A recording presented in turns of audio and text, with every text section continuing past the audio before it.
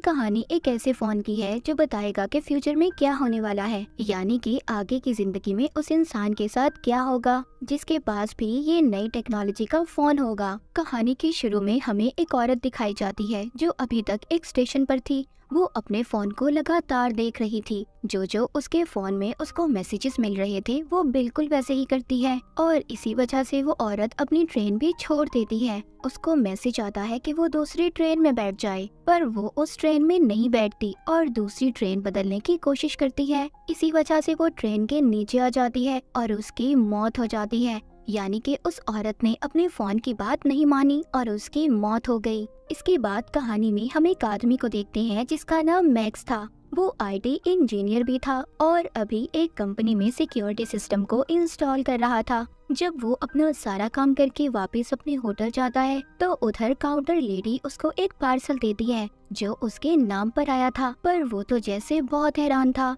क्योंकि अभी तक ना वो इस जगह पर सही से किसी को जानता था और ना ही उसने ऑर्डर पर कोई चीज मंगवाई थी, क्योंकि वो तो सिर्फ अपने काम के सिलसिले में यहाँ थाईलैंड आया था। लेकिन खैर ये उस पार्सल को अपने कमरे में ले जाता है। जब जाकर उसे खोलता है तो उसमें एक लेटेस्ट टेक्नोलॉजी का मोबाइल फोन था। उस फोन पर जीजीटी की ब्रांडिंग थी, मतलब इस कंपनी ने इस फोन को बनाया था। वो हैरान था कि ऐसी तो कोई कंपनी मार्केट में नहीं है।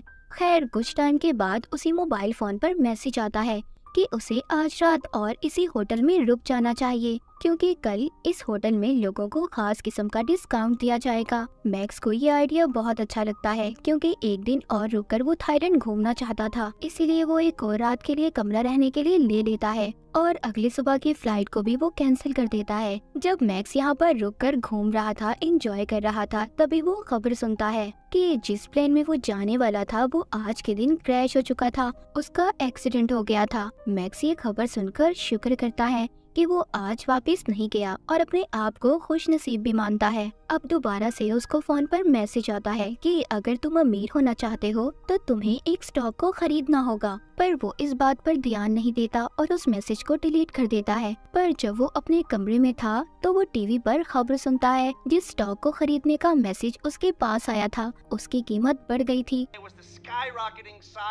वो अब सोचता है कि पहले इस फोन की वजह से मेरी जान बची और स्टॉक वाली बात भी बिल्कुल सच थी। मैक्स ये सोचने लगा था कि शायद ये फोन हमें हमारे कल के बारे में बताता है कि आगे हम लोगों के साथ क्या होने वाला है या फिर आगे हम क्या कर सकते हैं। तभी इसको दोबारा से मैसेज आता है कि उसे दूसरे शहर चले जाना चाहिए। मैक्स भी फोन पर यकीन करने लगा था और दूसरे शहर चला जाता है। वहाँ पर पहुंचकर एयरपोर्ट के बाहर उसको एक टैक्सी ड्राइवर मिलता है जो उसको कम पैसों में उसके होटल ले जाने के लिए तैयार था। वो टैक्सी ड्राइवर जब मैक्स को ले जा रहा था तभी उसकी नजर फोन पर पड़ती है। उसे देखकर काफी हैरान होता है। कहता है तुम्हारे फोन की टेक्नोलॉजी कितनी नई है, मैंने तो ऐसा फोन देखा ही नहीं और ना ही कभी ऐसे फोन के बारे में सुना है। वो टैक्सी ड्राइवर मैक्स को अपना कार्ड देता है और बताता है कि वो एक टेली कम्युनिस्ट है जो टेक्नोलॉजी की नई नई चीजें बनाता है। ऐसे ही बातें करते हुए मैक्स अपने होटल पहुंच गया था जहां पर फोन ने इसे आने के लिए कहा था। वहां पर पहुंचते ही उसे दोबारा से मैसेज आता है कि कसिनो में जाकर उसे खेलना चाहिए। मैक्स भी ऐसा ही करता है। मैक्स को कसिनो के खेल का ज्यादा नहीं पता था, इसलिए वो उस मशीन तक जाता है जिसके बारे में इसे फोन पर मैसेज आया था, पर वहाँ पर पहले ही एक आदमी बैठा खेल रहा था। तभी मैक्स को दोबारा मैसेज आता है कि इस मशीन पर जैकपॉट लगने वाला है। वो अब उस आदमी को उस मशीन पर से हटाने के लिए ढेर सारे पैसे देता है जिससे कि वो इस मशीन से हट जाए और ऐसा ही होता है। तभी मैक्स पहले ही कोशिश में बहुत सारे पैसे जीत जाता है। वहीं पर कसिनो की टीम भी उसे कैमरास में देख रही थी। सब हैरान थे कि इस आदमी को कैसे पता चला कि इस मशीन पर जैकपॉट लगने वाला है, क्योंकि उसने उस मशीन से हटाने के लिए पहले आदमी को पैसे भी दिए थे। मैक्स जीते हुए पैसों से और ज्यादा कार्ड्स खरीद लेता है और दोबारा से खेलता है। इस बार भी वो जीत गया था। अब तो वहाँ की सिक्योरिटी टीम को मैक्स पर पूरा शक था क्योंकि बार बार वो अपने फोन को देखकर खेल रहा था। जब वो कसिनो से जाता है तो वहाँ के सिक्योरिटी गार्ड उसे कहते हैं अगर तुम दोबारा खेलने आओगे तो अपने साथ फोन नहीं लाओगे। उन्हें शक था कि कहीं ना कहीं इसके फोन में कुछ है, इसीलिए मैक्स अब उसी टैक्सी ड्राइवर ड्राइवर को फोन करता है जो इसको एयरपोर्ट के बाहर मिला था। वो उसको कहता है, क्या तुम एक ऐसी डिवाइस मेरे लिए बना सकते हो कि मुझे फोन को देखना ना पड़े और सीधा मैसेज मेरे कान में सुनाई दे। वो टैक्सी ड्राइवर थोड़ा टाइम मांगता है और कहता है, हाँ मैं कोशिश कर सकता हूँ। होटल में जाते हुए मैक्स एक कपल को देखता है जो आपस में लड़ रहे थे। वो उनमें से आदमी को मना करता है तो बदले में वो उसे एक मुक्का मारता है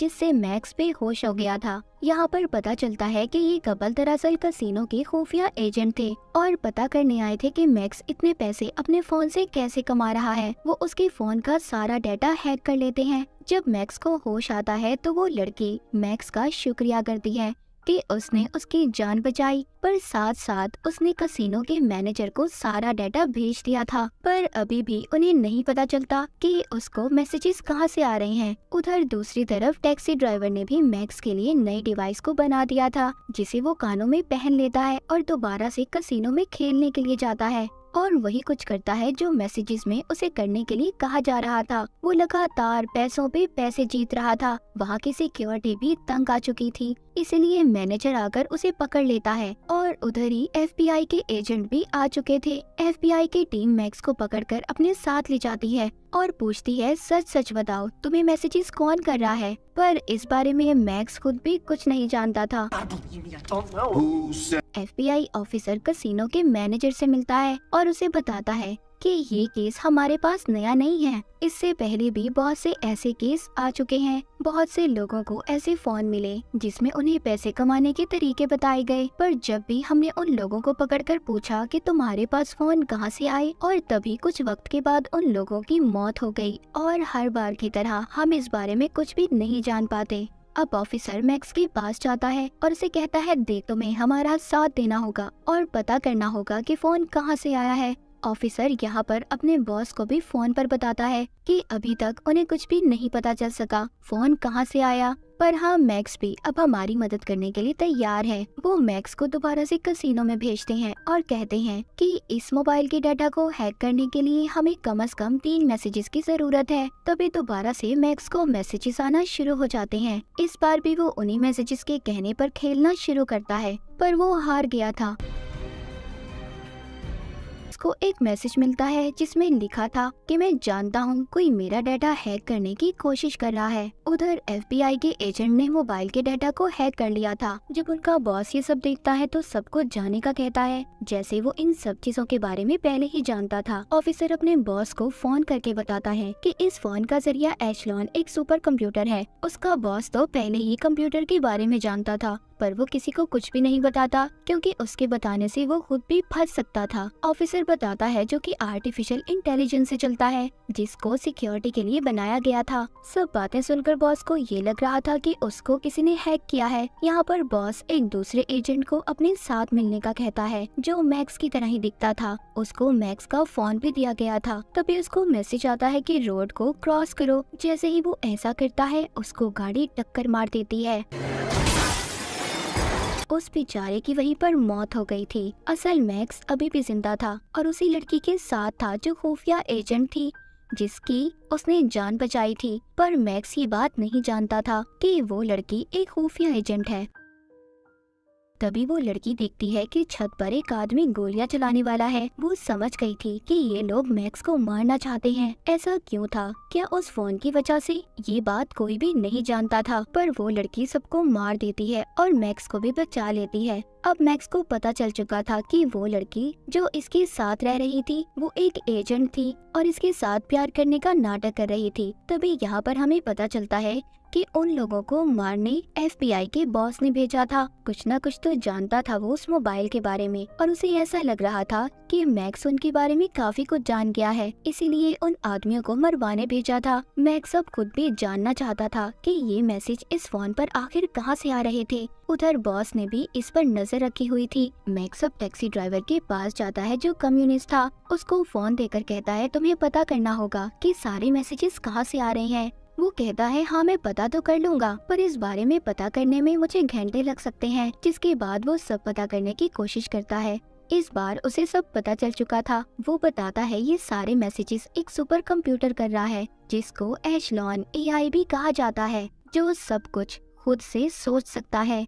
मैक्स को सब कुछ अजीब लग रहा था कि एक कंप्यूटर, वो भी इतना कुछ, कैसे कर सकता है। वो बताता है कि ये कोई आम कंप्यूटर नहीं है, ये हर तरह की मशीन को कंट्रोल में कर सकता है और इसीलिए उसने तुम्हें पहले ही बता दिया था कि तुम उस प्लेन में मत जाओ कि वो क्रैश होने वाला है। वो कहता है कि ये कंप्यूटर इतना स्मार्ट है कि हर तरह की मशीन के बारे में पता कर सकता है। जब वो ये सब बता ही रहा था तभी उधर कुछ आदमी आ जाते हैं जो मैक्स को मारने आए थे। वो यहाँ से जल्दी से गाड़ी में बैठकर चले जाते हैं। उनका पीछा FBI के एजेंट कर रहे थे, पर मैक्स उनमें से एक ऑफिसर को पकड़ लेता है। अब वो मैक्स को सारी सच्चाई बताता है। कहता है कि हम तुम्हें इसलिए मारना चाहते थे ताकि उस कंप्यूटर का राज किसी और को पता न चल सके जिसको हमने ही बनाया है, पर अब वो खुद से काम कर रहा है जो खतरा बन सकता है। इसीलिए हम तुम्हें मारना चाहते थे ताकि इस बारे में तुम किसी को कुछ न बताओ। तभी मैक्स को मैसेज आता है। उसको उसी जगह पर जाने का कहा गया था जहाँ पर मैक्स ने सबसे पहले सिक्योरिटी सिस्टम को इंस्टॉल किया था। वहाँ पर भी वो कंप्यूटर मैक्स को कैमरे की मदद से देख रहा था और उसको यहाँ पर मैसेज आता है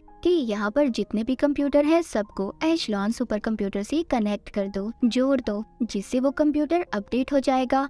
जिसके बाद दुनिया में जितनी भी बनाई गई मशीन है सबके डेटा को कंट्रोल कर सकता है। मैक्स यहाँ पर देखता है कि सभी कंप्यूटर उस एशलॉन मशीन सुपर कंप्यूटर के कंट्रोल में थे। वो रोकने की कोशिश भी करता है पर नहीं कर पाता। हम देखते हैं उधर FBI का ऑफिसर अपने बॉस को बता रहा था हमें इस एशलॉन मशीन को यही खत्म करना होगा, वरना ये सारी दुनिया के साथ साथ इंसानों को भी कंट्रोल करने लगेगी। उधर ही मैक्स सभी कंप्यूटर के सामने बैठा कह रहा था इस मशीन को बनाने का मकसद ये था कि लोगों को साइबर सिक्योरिटी दे, जैसे टेक्नोलॉजी की दुनिया में गलत काम होते हैं उससे रोक सके, न कि इंसानों को कंट्रोल करे। ये सुनते ही वो मशीन अपने सारे कामों को वहाँ के सभी कंप्यूटर के सामने लाने लग जो आज तक उसने किए थे और इसी तरह जल्दी जल्दी सारा डाटा खत्म हो जाता है। वो मशीन खुद से ही शट डाउन बंद हो जाती है क्योंकि कंप्यूटर भी समझ चुका था कि वो लोगों के लिए खतरा बनता जा रहा है, इसीलिए वो खुद से ही बंद हो गया था। तभी इधर FBI की टीम आकर मैक्स को गिरफ्तार कर लेती है,